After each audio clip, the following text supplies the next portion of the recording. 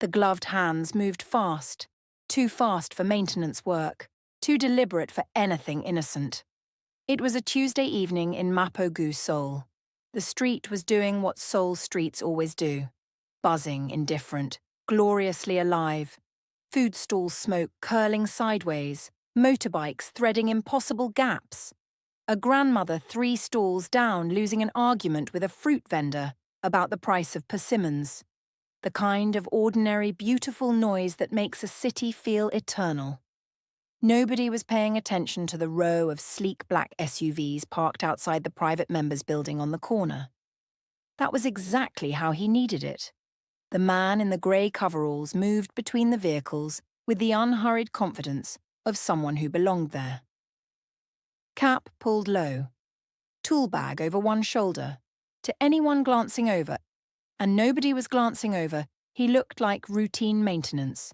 A city worker doing city work, invisible in the way that only truly dangerous people know how to be invisible.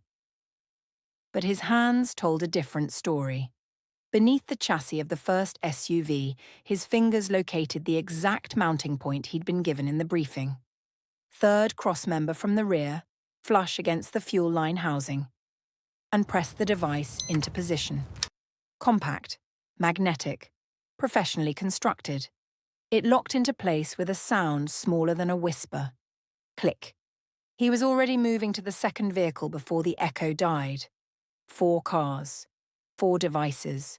The kind of precision that doesn't happen without resources, without planning, without someone very powerful giving a very specific order. The detonation was set for the following afternoon, a meeting that Kang Jae-won held every Wednesday with his top lieutenants. 12 men who would park these exact vehicles in this exact row and walk into that building together. 12 men. 1 signal. 15 feet of lethal radius per device. The mathematics were very clean. The man finished the 4th car, stood, rolled his shoulders once, pulled out his phone and typed 3 words to a number that would be deleted from existence within the hour. It is done. He walked away without looking back, turned left at the corner, disappeared into the city's indifferent hum like a stone dropped into deep water. And the street went back to being a street. The grandmother went back to arguing. The motorbikes kept threading their impossible gaps. The food stall smoke kept drifting sideways. Nobody knew. Almost nobody. Because 43 seconds before the man in the grey coveralls disappeared around that corner, 43 seconds before he became a ghost, a small boy in a Lagos FC hoodie had stopped walking on the pavement across the street, and he had seen everything. He didn't look alarmed. He didn't shout. He didn't run. He just stood there with a sketchbook tucked under his left arm, head slightly tilted, watching the man walk away with the quiet, focused attention of someone who understood, instinctively, completely, that what he had just witnessed was not what it was pretending to be. His name was Michael Adebayo. He was 8 years old, and somewhere in that sketchbook was a drawing that was about to change everything. If this story already has you, and something tells me it does, hit that like button right now and stay with us. Because what happens next is something you will not see coming. This is the story of how 3 people found each other in the most unlikely city, through the most unlikely circumstances, and how a little boy's drawing of a sad superhero turned out to be the most accurate portrait any of them had ever seen. Now, back to the pavement. Back to the Tuesday evening. Back to the boy with the sketchbook and the 43 seconds that changed everything. Michael Adebayo was constitutionally incapable of walking past something interesting without stopping to examine it properly. He had his sketchbook the way other children had security blankets. Except Michael's version of comfort was observation, documentation, and the quiet satisfaction of seeing something clearly and getting it down on paper exactly right. He had watched the man in the grey coveralls move between the cars, had watched the hands, had watched the efficiency that had nothing casual about it, had watched the man press something flat and dark against the underside of the third chassis and heard, barely under all that city noise. The click. He opened his sketchbook now, flipped back 3 pages to a drawing he'd done last week while watching Money Heist, a magnetic explosive device, copied frame by frame from a tunnel sequence with the kind of meticulous precision that his Korean language teacher called extraordinary focus, and his mother called, "Michael, please, just watch the film like a normal person." He held the drawing up beside the car, looked at it, looked at the car. In every movie, without exception, without fail, nobody tells the handsome man in time. That is always, always why people die. Michael was not going to be the person who didn't tell the handsome man. He walked directly into the building, past 2 security personnel whose job was specifically to stop unauthorized people from doing exactly this, but who found themselves stepping aside from the sheer bewildering confidence of a small boy who moved like he had a meeting. Into the elevator. 3rd floor. He'd seen the man enter earlier, had noted it the way he noted everything, had filed it without knowing why. He knocked on the door. Kang Jae-won opened it himself.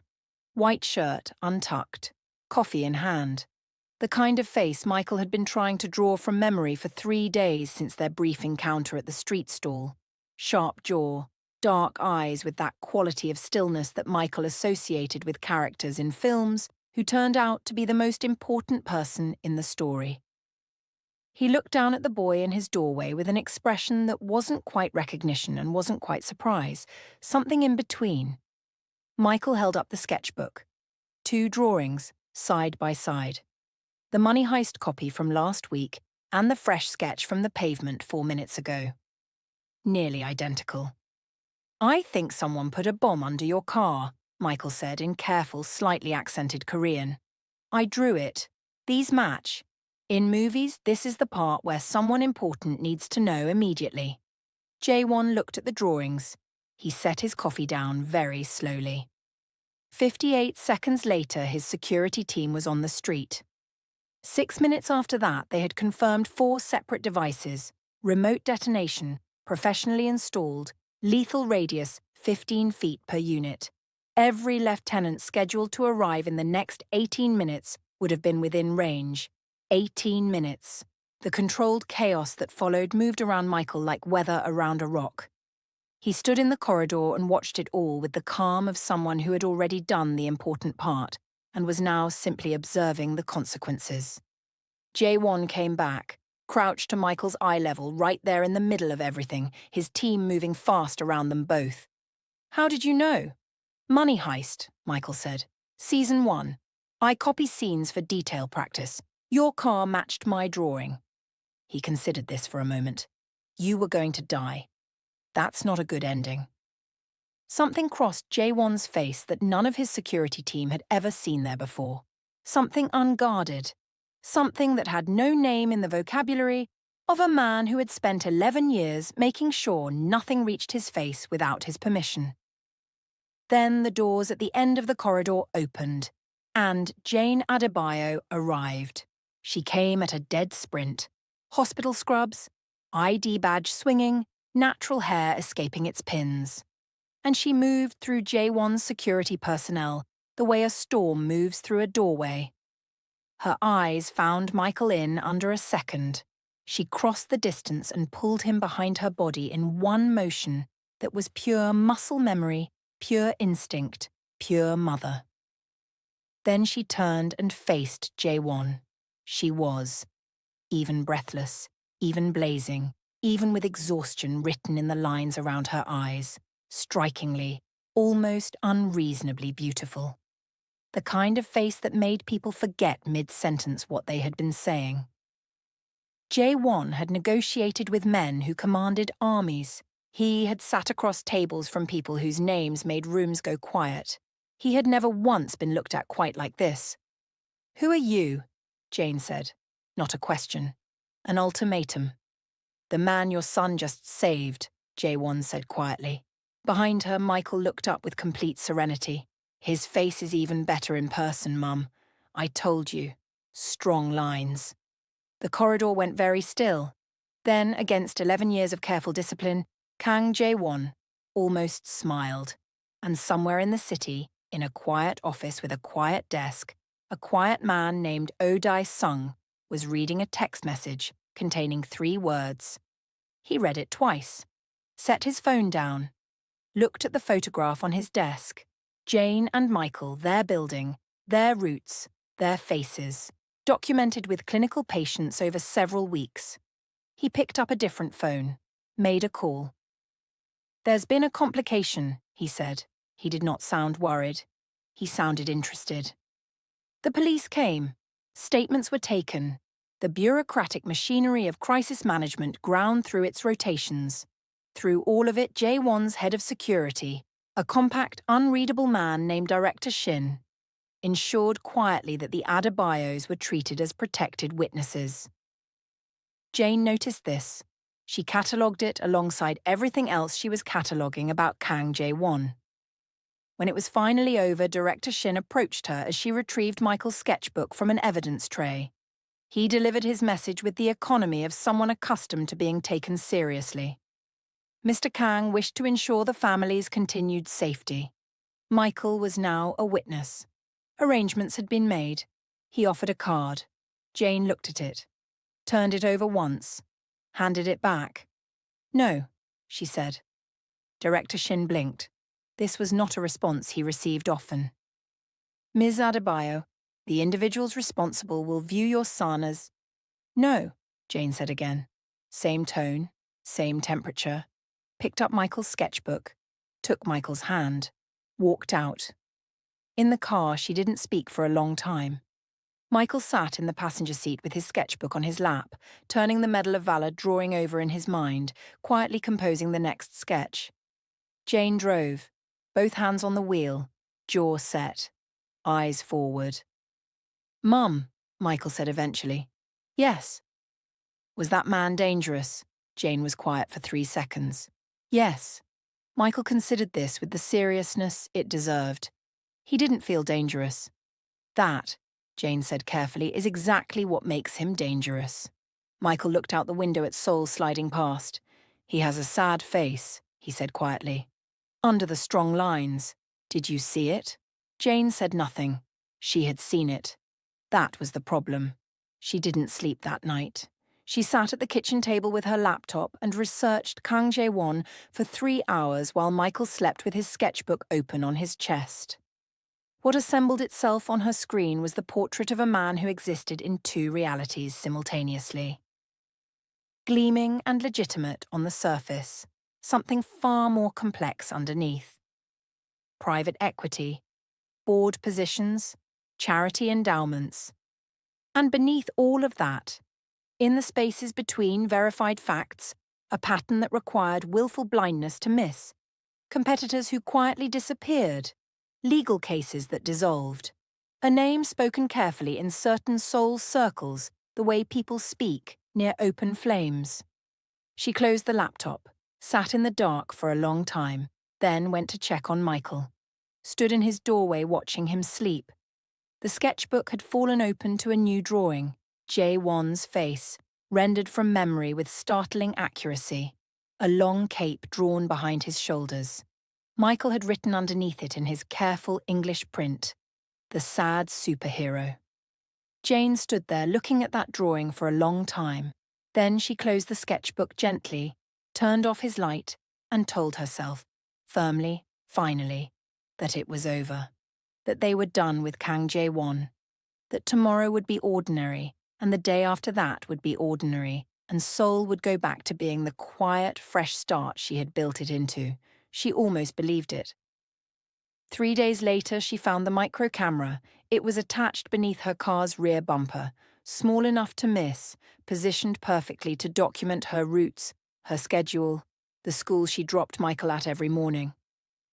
She found it by accident, a trick of morning light catching the lens at the wrong angle while she was loading groceries.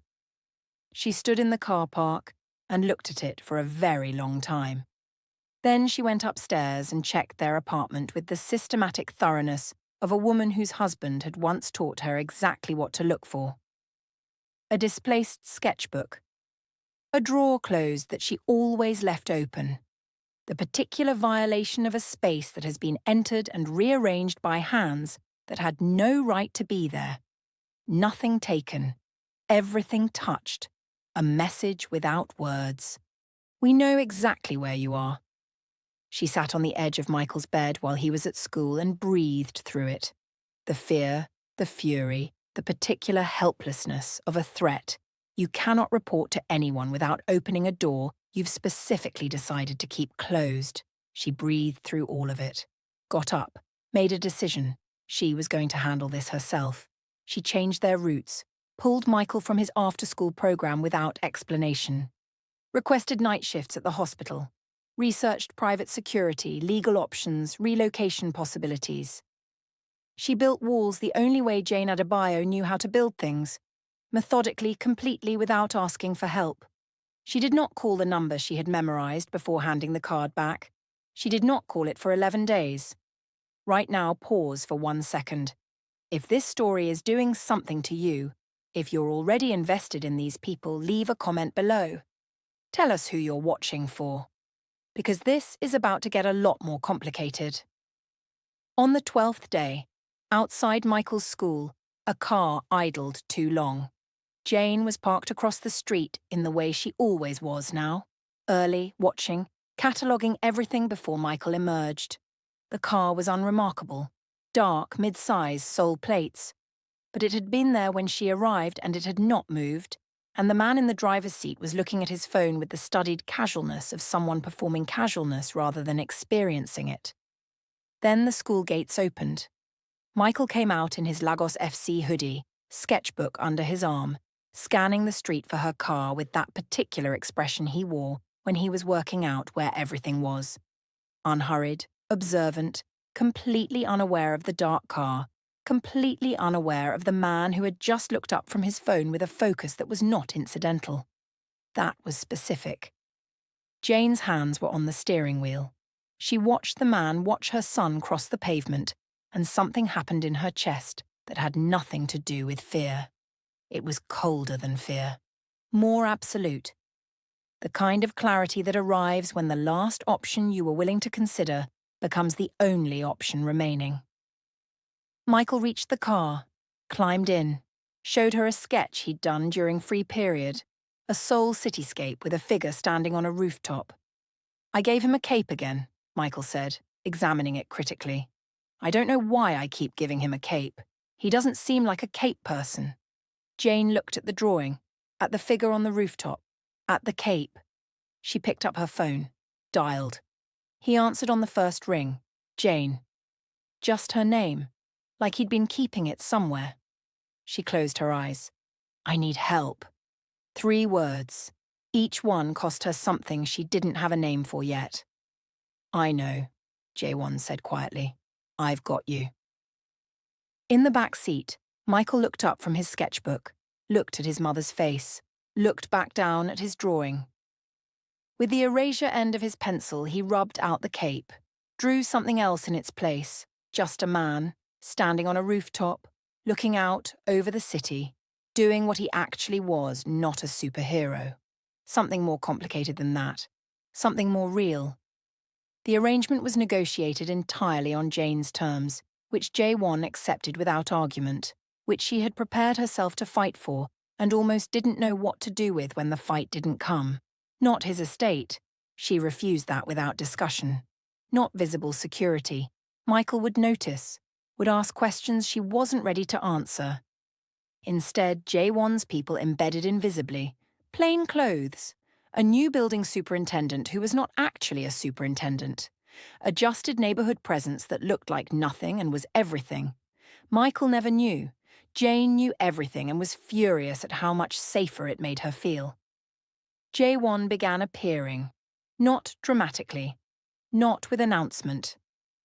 The coffee shop 2 doors from Severance Hospital, same corner table, always there when her shift ended, never demanding acknowledgement.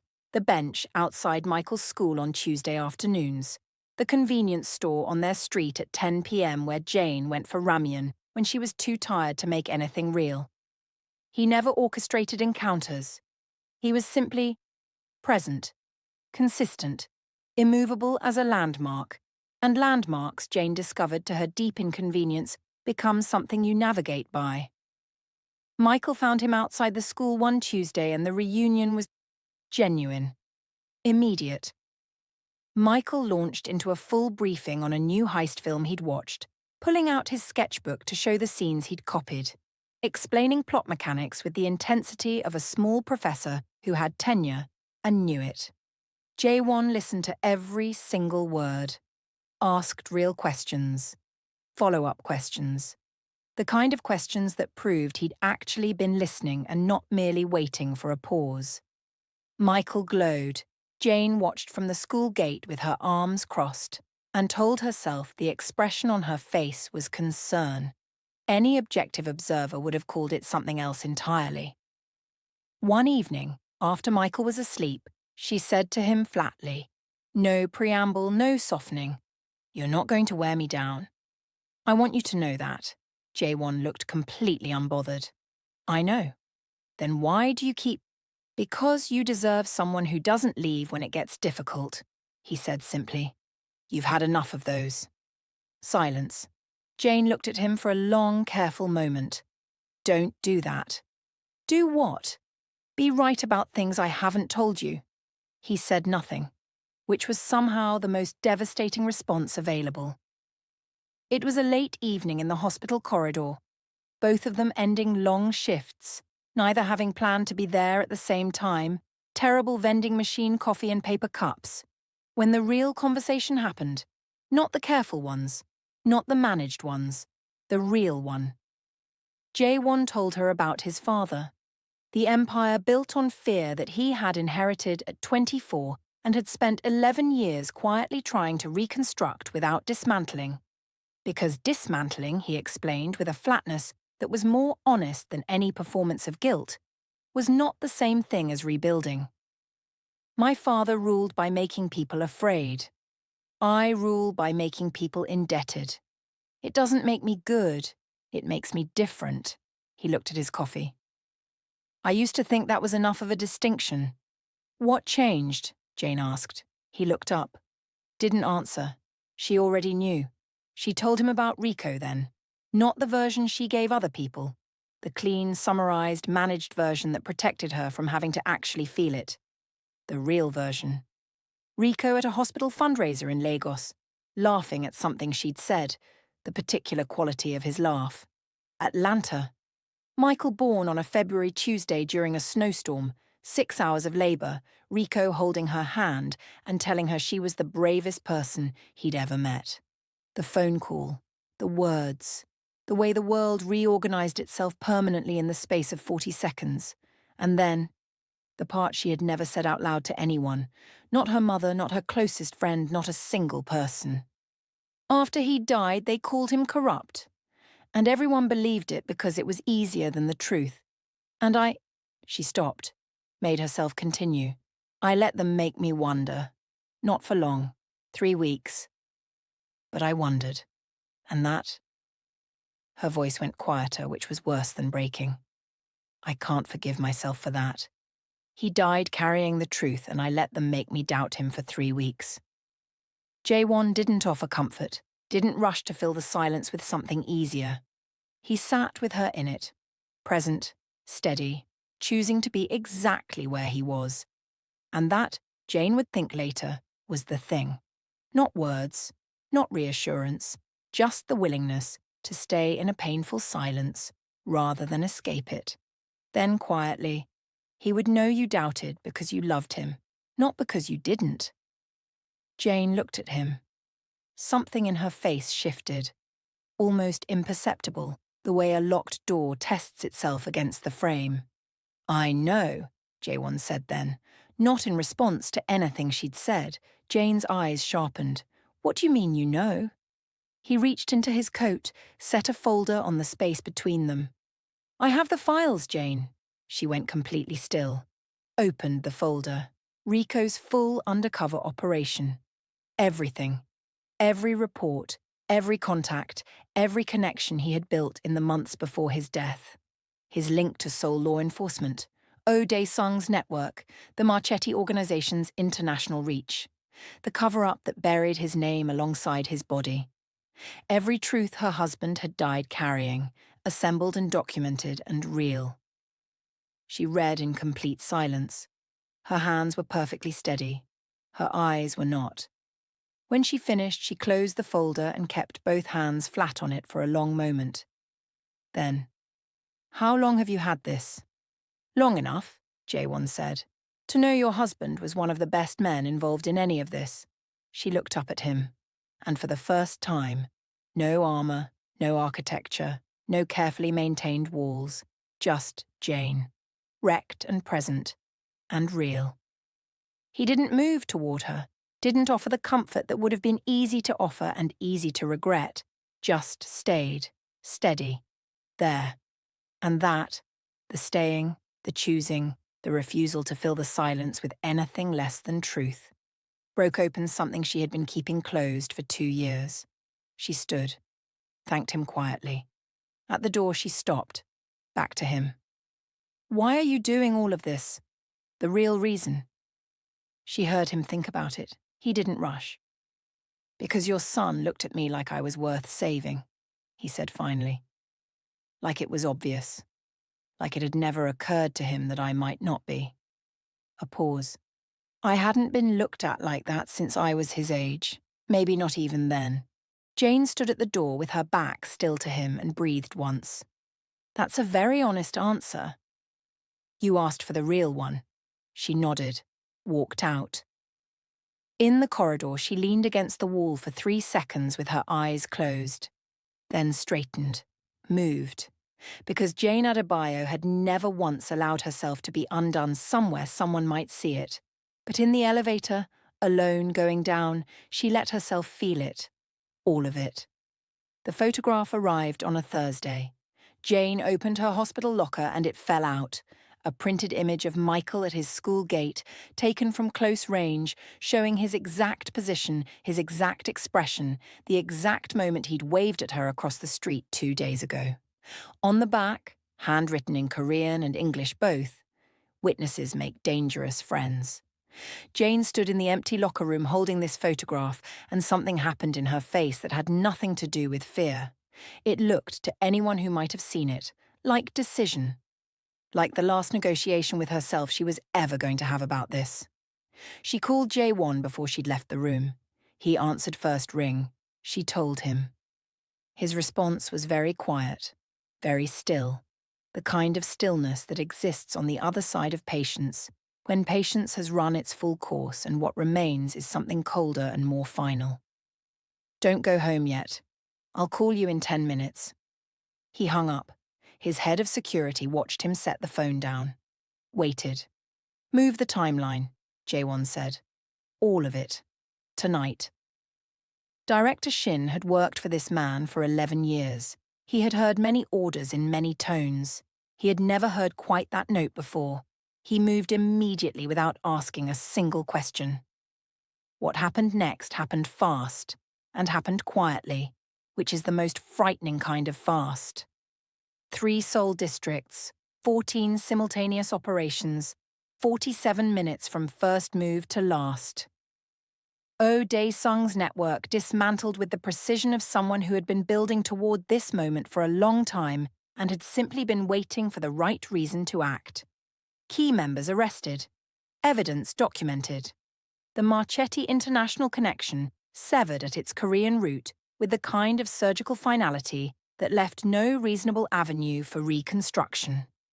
Oh Dae-sung himself was arrested at 2:17 a.m. He was taken without incident, without drama, without the confrontation that films would have given this moment. He simply looked at the men who came for him and calculated the board and found it empty and went quietly.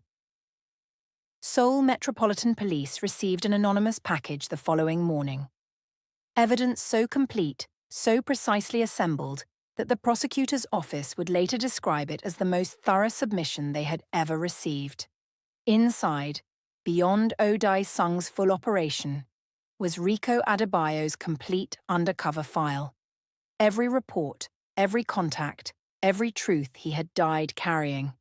surfaced, and undeniable. Detective Cha Subin called Jane at 6 in the morning. Jane was awake. She hadn't slept. Cha's voice was the voice of a woman who had been waiting to make this call for 2 years and still wasn't sure she deserved to. She told Jane everything she couldn't say before. The pressure to bury Rico's file, the threats, the choice she'd made, the weight she'd carried. "I'm sorry," she said finally. "I know that's not enough." Jane was quiet for a long time. "It's a start," she said. She hung up, sat in the early morning light at the kitchen table, Michael's sketchbook in front of her. She opened it to a drawing she hadn't known he'd done, Rico in his dress uniform, rendered from the single photograph on their wall, a child's careful lines capturing something true about the set of the shoulders, the quality of the expression. Underneath, in Michael's handwriting, "Daddy, brave man." Jane put her hand flat on the page, and finally, privately, completely, with nobody watching, she let herself grieve. Not the managed version, not the strong version, the real one. For Rico, for the truth that had been buried with him, for the 3 weeks she had let herself wonder, for all of it. She sat at that kitchen table in the early morning light of a Seoul apartment, and she let herself feel the full weight of everything she had been carrying for 2 years. When she was done, she closed the sketchbook, made coffee, got up. Because Jane Adebayo knew, had always known, that grief was not the end of something. It was the beginning of being able to carry it differently. The ceremony at the Nigerian embassy was small and quiet and completely overwhelming. Diplomatic staff, Detective Cha, a handful of colleagues who had known Rico, the Nigerian ambassador who delivered a speech that returned Rico Adebayo to history with the specificity and weight that history owed him. Medal of Valor, posthumous recognition, 15 years of backdated pension payments, a formal documented acknowledgement that he had served honourably and died doing it. Jane stood beside his framed photograph in a deep green dress, the colour of Lagos evenings she had described to Michael since he was born, with Michael's hand in hers. When the medal was placed in her hands, she looked at it for a long moment. Then she held it out to Michael. He took it with both hands, turned it over carefully, with the reverence of a child who understood weight, not the physical kind. He looked up at her. "They finally know," he said simply. "They finally know," she said. And she let the tears come. Right there, in front of everyone, she let them come. Michael put his arms around her waist and held on and said nothing because he was a child who understood which silences were load-bearing. Jaewon was at the back of the room. He hadn't told anyone he was coming, had almost convinced himself not to come at all, stood outside the embassy entrance for 4 minutes, arguing with himself about whether he had any right to be present at someone else's moment of restoration. He came in anyway, stood near the rear wall, watched Jane receive the medal, watched Michael hold it, watched something return to a family that had been taken from them by people who had calculated that the truth was worth less than their convenience. He was already turning toward the door when Michael saw him, across the entire room, through all the people, with the preternatural radar of a child who had always paid attention. Michael saw him. His face did what it always did when he saw Jaewon. Opened completely. Became a small sun. He broke from Jane's side without explanation and ran the full length of the room and took Jaewon's hand in both of his and pulled. Not urgently, not dramatically, with the absolute unargued authority of someone who has made a decision and is now simply implementing it. He pulled Jaewon across the room, through the people, all the way to the front, to Jane, to Rico's photograph. He placed Jaewon beside them, stepped back, looked up at both of them with the expression of a child who has solved a problem that the adults were making unnecessarily complicated. Jane looked at her son, then at Jaewon standing beside her, close enough that she could feel the warmth of him. holding Michael's hand, looking at Rico's photograph with an expression of genuine, uncomplicated respect. Then she looked at Rico's photograph herself. She didn't say anything. She didn't move away. Neither did he. Later, their apartment. Michael asleep with the weight of the day sitting on him like something heavy and good. Jane and Jae-won on the small balcony, Han River lights below, Seoul breathing around them. The first time they had been alone without crisis as the reason for it, and the silence between them was different, not loaded, not armed, just comfortable in the way that only feels possible with someone who has already seen you at your most honest and stayed anyway. What happens now? Jane asked. With you? With all of it? Jae-won looked at the river for a moment. My world doesn't get clean. I want to be honest about that. It gets different. Maybe better. But not clean. I know, Jane said. He turned to look at her. You deserve clean. She held his gaze steadily. I've been a trauma nurse for 11 years. I have never once needed clean. I need real. The Han River moved below them. Seoul kept being Seoul. Jane reached across the space between them and took his hand. Looked at it. Turned it over once. Didn't let go. He looked down at their hands, then up at her. And the thing that had been building since a small boy knocked on a door with a sketchbook and said that's not a good ending, arrived. Quietly. Completely. Without fanfare or announcement. The way real things arrive. Morning, kitchen, early light. Michael asleep at the table, head on his arms, pencil still in his hand, sketchbook open. 3 figures against a Seoul skyline. Unmistakably rendered. A woman with natural hair and a nurse's bearing. A small boy with a sketchbook under his arm. A tall man with sharp lines and dark eyes that in this drawing, in a child's honest lines, looked not powerful, not feared, just present, just safe. Mummy. Me. The sad superhero. Sad. Crossed out. Once. Cleanly. One word beneath it. Happy. Jane stood in the kitchen doorway looking at her sleeping son and the drawing he'd made and felt something settle in her chest, quiet and irreversible as the first light coming through a window. Jae-won appeared behind her, one hand resting on the doorframe, looking at the same thing. Neither of them spoke. The Han River glittered in the distance. Seoul woke up. And this, finally, completely, without question, was a good ending. Rico Adebayo, detective, father, husband. He told the truth. It just took the world a little longer to catch up. If this story moved you, if you stayed until the very last word,